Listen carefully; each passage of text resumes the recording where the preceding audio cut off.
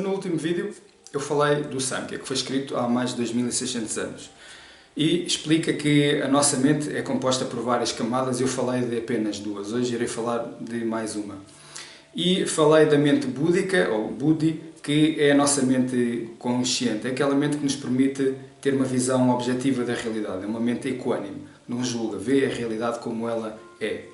E permite-nos estar no controle dos nossos mecanismos de criação de percepções, dos nossos sentimentos, das nossas emoções, das nossas ações, do nosso comportamento. E há uma outra mente, que se chama Manas, que é uma mente puramente reativa. Ou seja, é uma mente que está programada para reagir de uma determinada maneira, não é criativa. Essa mente, ela responde a determinados estímulos de uma forma como que computacional.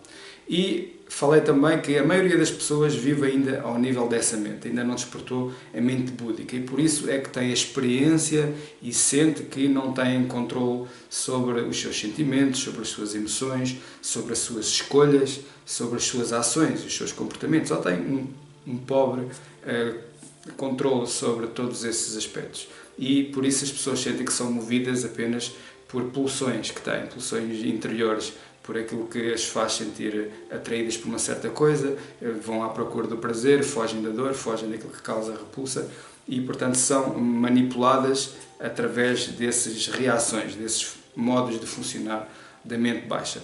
Mas há aqui uma outra parte muito importante também da nossa mente que eu queria falar, que se chama Ahamkara. Como é explicado no Samkhya, Ahamkara podemos traduzir esta palavra como querendo significar noção de eu sou.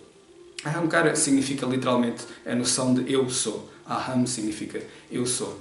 E então é aquilo que nós pensamos que somos, é aquilo que nós acreditamos que somos. Nós poderíamos fazer uma lista, eu sou isto, eu sou isto, eu sou isto. É isso que significa Ahamkara. Algumas pessoas gostam de traduzir esta palavra para ego, mas para não confundir com as noções, com os conceitos freudianos, ego eu prefiro traduzir para identidade. Ou seja, é aquilo que cada um de nós acredita que é. E este sistema de crenças, esta pessoa psicológica que nós construímos, não vive só ao nível do consciente. Claro que se nós pedirmos a uma pessoa para fazer uma lista daquilo que acredita que é, ela conscientemente irá escrever algumas coisas. Eu podia pôr na lista, eu sou do sexo masculino, eu sou português, por aí adiante. E ia escrevendo aquilo que eu acredito que sou capaz, aquilo que eu acredito que não sou capaz, eu sou bom nisto, eu não sou bom nisto, eu gosto disto, eu gosto daquilo e não gosto de certas coisas. Portanto, são estas noções conscientes que eu tenho. Mas a nossa identidade, o nosso Ahamkara vai muito além disto. Há muitas noções e falsas noções que temos sobre nós próprios que estão a um nível inconsciente e elas condicionam o nosso comportamento, elas condicionam as nossas escolhas, elas condicionam o nosso sentir, os nossos sentimentos, as nossas reações emocionais. E então este acredito que sou isto é construído por uma quantidade enorme de coisas às quais nós fomos sugestionados desde que nascemos, ou talvez muito atrás disso até, que nos fazem acreditar que somos uma certa coisa. E a verdade é que uma das coisas mais importantes que se explicam nestes sistemas antigos, do Samkhya, do Yoga e na tradição védica também, é que o nosso comportamento, as nossas ações, as nossas escolhas, os nossos sentimentos estão sempre alinhados com a nossa identidade, com aquilo que nós acreditamos que somos. Porque essa mente Manas que eu disse que está programada para reagir de uma determinada maneira, para criar certos sentimentos, para criar certas emoções, para criar certas ações, ela está sempre a trabalhar para a defesa da identidade. Ou seja, porque é que nós reagimos de determinada maneira? Porque é que umas pessoas se sentem atraídas por certas coisas e sentem repulsa por certas coisas e outras sentem-se atraídas por outras completamente diferentes? Porque todas estas nossas reações da nossa mente baixa são totalmente subjetivas, porque cada um de nós está programado para reagir de maneiras diferentes em situações diferentes. Porquê? Porque temos uma identidade diferente. Cada um de nós acredita que é uma coisa diferente. Cada um de nós tem na sua lista de características, nessa lista de noções, de crenças que temos em relação a nós próprios, coisas diferentes. E aquilo, repito, aquilo que a nossa mente faz, Manas, a mente que está dedicada à defesa da sobrevivência, ela vai sempre defender essa pessoa psicológica construída, essa noção que a pessoa tem de si própria. a função da mente baixa, da mente manas, é defender a identidade. E então, isso faz-nos perceber que se uma pessoa acreditar que é uma coisa que traz sofrimento, uma pessoa pode ter no seu sistema de crenças que é doente, uma pessoa pode ter no seu sistema de crenças que não é capaz, pode ter no seu sistema de crenças que não é merecedora de coisas boas e ir por aí adiante. A lista podia continuar e continuar. Isso vai fazer com que, na realidade, todo o seu mecanismo de atração, de repulsa, de sentimentos, de ações reflexas, compulsivas, vai ser sempre no sentido de defender e de manter essas noções que tem sobre si própria, que vai fazer com que a manutenção da doença, das limitações, se mantenha. E eu vou explicar isto melhor mais daqui a pouco. E então uma das coisas mais importantes que se explicava era que para haver uma transformação nas nossas tendências, nos nossos hábitos, nas nossas reações, nos nossos sentimentos, tem que haver uma transformação da nossa identidade. Ou seja, nada de substancial se transforma numa pessoa, rigorosamente nada se transforma, se não houver uma transformação da identidade.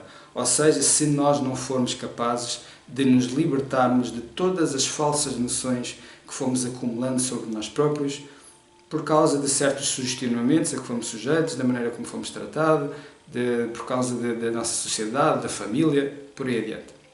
E então é isto que é muito importante. Nós temos que entender que para nós nos transformarmos, para nós evoluirmos, nós temos que alterar a noção que temos de nós próprios. Sem transformação da identidade não há mudança. Eu vou-vos dar um exemplo que eu gosto muito de explicar sempre aos meus alunos nos cursos de meditação, que é um estudo que foi feito nos Estados Unidos há uns anos e explica isto de forma muito clara. Foi feito um estudo que envolveu duas pequenas escolas que tinham as condições ideais para proceder a um estudo desta natureza. Eles fizeram o seguinte: numa certa escola, numa escola do primeiro ciclo, crianças com 8, 9 anos, os professores foram instruídos para, de forma repetitiva, sistemática, durante um certo período de tempo, começarem a convencer aqueles miúdos de que as pessoas com olhos castanhos eram mais inteligentes do que as pessoas com olhos azuis. E então iam assim casualmente dando exemplos de grandes cientistas, de pessoas muito capazes, que tinham os olhos castanhos, de grandes heróis, de grandes líderes, por aí adiante, e foram assim doutrinando estas crianças a acreditar que as pessoas com olhos castanhos são mais inteligentes, são mais fortes, são mais capazes. E as de olhos azuis são menos capazes, menos inteligentes. E então, o que é que eles observaram?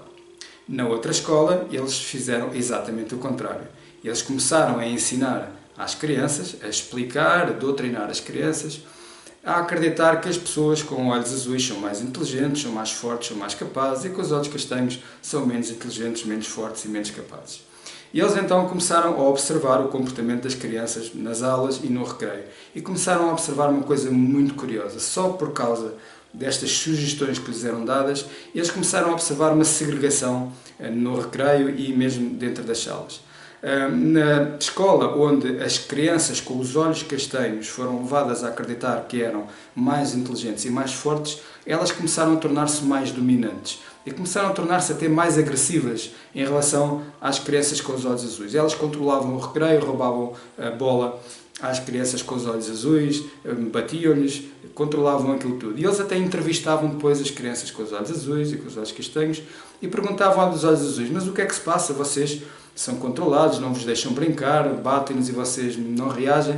E as crianças com os olhos azuis diziam: pois, é assim, as pessoas com os olhos castanhos são mais fortes, elas são mais inteligentes, eles controlam isto tudo, o que é que a gente pode fazer? E, muito mais interessante até, reparem bem, nas aulas nos estudos começaram a reparar que as crianças com os olhos castanhos começaram a ter melhores resultados nas notas, nos exames, começaram a mostrar melhor capacidade de aprendizagem. E as crianças com os olhos azuis começaram a ter piores resultados, começaram a sentirem-se menos motivadas, casos até de depressão, de, falta de vontade de ir à escola. Ou seja, houve aqui uma estratificação clara em que as crianças com os olhos castanhos, melhores notas, mais motivação, mais ativas, mais participativas, e as crianças com os olhos azuis começaram a ficar com piores notas e a ficarem mais tristes e menos participativas. E claro, não será necessário explicar que na outra escola aconteceu exatamente o contrário. As crianças com os olhos azuis começaram a ter melhores notas, as crianças com os olhos castanhos a ficar com piores notas, as crianças com os olhos azuis começaram a tornar-se dominantes no recreio, começaram a bater nos outros, por aí adiante. Então, reparem bem, o que é que aconteceu aqui? O que aconteceu aqui é que as crianças foram sugestionadas a acreditar que as suas características eram aquelas. Umas a acreditar que tinham capacidades extraordinárias, eram muito inteligentes, eram muito capazes, e outras foram levadas a acreditar que não eram capazes, eram mais fracas e menos inteligentes. E, derivado ou consequência destas sugestões, foi isso que começou de facto a verificar-se no seu comportamento e nas suas capacidades. E reparem, e repito, reparem bem, elas não alteraram só o seu comportamento. Elas não passaram a ter só um comportamento diferente, ações diferentes. As suas capacidades cognitivas, a sua competência cognitiva alterou-se. A sua energia, a sua motivação alterou-se. E reparem com muita atenção, estas crianças melhoraram as suas capacidades de trabalho, as suas competências cognitivas, os seus resultados, o seu comportamento, e não foi por causa de treino repetitivo. Não foi com reforço positivo ou com reforço negativo e com punição que elas conseguiram desenvolver certas qualidades e começaram a reagir ao mundo à sua volta de maneira diferente. Foi apenas porque houve certas sugestões. Bastou uma sugestão, uma ideia, um conceito colocado no sítio certo, em terreno fértil, e as pessoas mudam. Instantaneamente. O seu comportamento muda, as suas capacidades mudam. E posso ainda mais acrescentar que não são derivados destas ações e destes estudos e disto que está mais do que observado e, como disse, é conhecido há milhares de anos e tudo isto está escrito. Nós hoje em dia temos estes estudos aos quais podemos recorrer e ler, porque claro que antigamente não se faziam este tipo de estudos de acordo com o método científico que nós utilizamos agora e não é esses relatórios que nós podemos ter acesso. Mas reparem bem que há ainda uma outra coisa muito importante. É que nós, através destas sugestões, destas ideias, destas imagens que nós conseguimos introduzir na mente das pessoas, nós não conseguimos só mudar comportamentos, não conseguimos só mudar o nível de energia, o nível de motivação e até as capacidades cognitivas das pessoas, mas conseguimos mudar até a própria biologia, o corpo, aquilo que está a acontecer no corpo das pessoas. E é isto que se chama efeito placebo. Toda a gente sabe o que é efeito placebo e toda a gente sabe que ele existe, é real, há muitas pessoas que são curadas de doenças de forma que nós não conseguimos explicar, apenas porque foram sugestionadas, foram levadas a acreditar que tomando aquele fármaco elas vão ficar melhores, elas vão se curar. E com placebos observa-se a cura de todo o tipo de doenças, porque nos ensaios clínicos todos os fármacos têm que ser comparados com placebo e há sempre uma percentagem das pessoas que apresenta efeitos positivos com o placebo. E há até cirurgias placebo. Pessoas que são sujeitas a falsas cirurgias e ficam completamente curadas da doença que tinham sem ter sido feito nada, rigorosamente nada. Então o que é que nós estamos aqui a falar? Nós estamos aqui a dizer que a identidade, que este Ahamkara, é a imagem interior, que tem componentes conscientes e inconscientes. A imagem que cada pessoa tem de si. E é uma imagem que não é só referente àquilo que a pessoa é no momento, é a imagem do futuro e é a imagem do passado. É a imagem do passado porque, claro, está associada a determinadas memórias, eu sou isto, disseram que eu sou isto e eu acredito nisso e, claro, no futuro serei assim também. Portanto, há aqui uma imagem que as pessoas têm de si próprias que envolve determinadas memórias do passado, mas também imagens em relação ao futuro expectável. Porque uma pessoa que adota para a sua identidade, por exemplo, uma doença, eu sou assim, eu tenho esta doença, ela, claro, vai projetar para o futuro também um certo eu doente.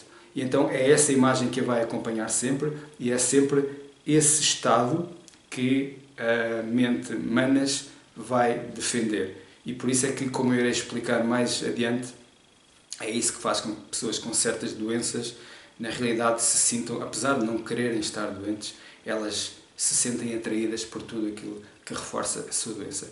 Tanto nas pessoas obesas que são atraídas, se sentem atraídas por tudo aquilo que piora o seu estado, como as pessoas deprimidas que se sentem atraídas por tudo aquilo que as deprime, as pessoas que têm ataques de raiva que se sentem atraídas por violência, por aí adiante. As pessoas não querem estar naqueles estados, mas como elas assumiram para a sua identidade, isto eu sou, isto é esse sistema, é esse modo de funcionar que nós poderíamos chamar também de zona de conforto, se quiserem, que a mente vai defender. Então é esta noção muito importante, que já é explicada há tanto tempo, e muitas vezes eu sinto que ainda não há este entendimento completo. É que é a identidade, é aquilo que a pessoa acredita que serve sempre de referência para todo o seu comportamento e para todas as suas reações desta mente que é reativa, esta mente Manas. E se nós não alterarmos e nós não nos libertarmos de todas estas falsas noções sobre nós próprios, se nós acreditarmos que somos isto, e isto é um produto acabado, a minha identidade, aquilo que eu sou é um produto acabado e não há nada a fazer, nós nunca vamos conseguir alterar nenhuma característica em nós e nada do nosso comportamento, nada de substancial vai ser alterado. E então, como nós observamos, estes efeitos de sugestionamento podem criar efeitos positivos ou negativos. Existe o efeito placebo, existe o efeito nocebo. Nós conseguimos levar uma criança, um adulto, a adotar um comportamento diferente de forma positiva, ou podemos levá-lo, conduzi-lo a ter um comportamento mais negativo e mais limitado. E por isso é que nós temos que ter sempre tanta atenção em relação aos tipos de sugestões que damos às pessoas. Porque da mesma maneira que há um efeito placebo que é capaz de curar uma pessoa, e já todas as doenças já se observou e está registado, está documentado que foram curadas através do efeito placebo, imaginem o que é que acontece quando um médico ou uma médica diz a uma pessoa: você tem uma doença incurável e não há nada a fazer, vai ficar doente para o resto da vida. O que é que acontece? Por isso é que este tipo de afirmações nós temos de ter muito cuidado com elas, se nós entendermos estas coisas básicas da mente humana e de como a mente, reparem bem, isto é algo que nos dias de hoje é inquestionável, está mais do que sabido, e todas as pessoas têm que perceber que a nossa mente tem de facto um poder absoluto sobre o nosso corpo, consegue criar doenças, consegue curar doenças. E então todos os ensinamentos antigos de todas as doutrinas orientais, sejam budistas, sejam do yoga, sejam taoístas, apontam para esta coisa tão importante. Todos os caminhos espirituais, que entretanto se foram transformando em coisas diferentes, se foram degradando e foram perdendo este conhecimento, que é o que acontece com as religiões, todos os caminhos espirituais e toda a ciência antiga e toda a filosofia antiga convidava as pessoas a fazer este caminho. O caminho de libertação de todas as falsas noções que a pessoa tem sobre ela própria, para irmos ao encontro das verdadeiras capacidades que nós temos, para irmos ao encontro do nosso verdadeiro eu, da nossa mente que é livre, que é criativa, irmos ao encontro do nosso poder criativo. E por isso é que algumas pessoas chamam a estes caminhos espirituais de dissolução do ego, ou da dissolução da identidade, ou da libertação da identidade. Realmente o objetivo do yoga, como está escrito em todos os livros, é Kaivalya, que é a libertação. A libertação do quê? É a libertação disto, a libertação destas noções de eu, desta falsa identidade que nós construímos e que nos impede de ir ao encontro daquilo que somos verdadeiramente. E agora nós, claro, temos que entender como é que isto se faz. Muito bem, eu ao longo do tempo fui construindo uma certa identidade, um certo ahankara, tenho em mim uma quantidade enorme de falsas noções sobre mim próprio e que me condicionam. Eu quero então libertar-me de tudo isto, eu quero ir ao encontro do meu verdadeiro eu, livre. Como é que isto se faz? Como é que eu consigo libertar-me do condicionamento da identidade? Como é que eu me consigo libertar da ahankara, ou do ego, ou como quiserem chamar, e como é que eu consigo então entrar nessa dimensão de liberdade, de pura consciência búdica. É isso que eu vou explicar nos próximos vídeos.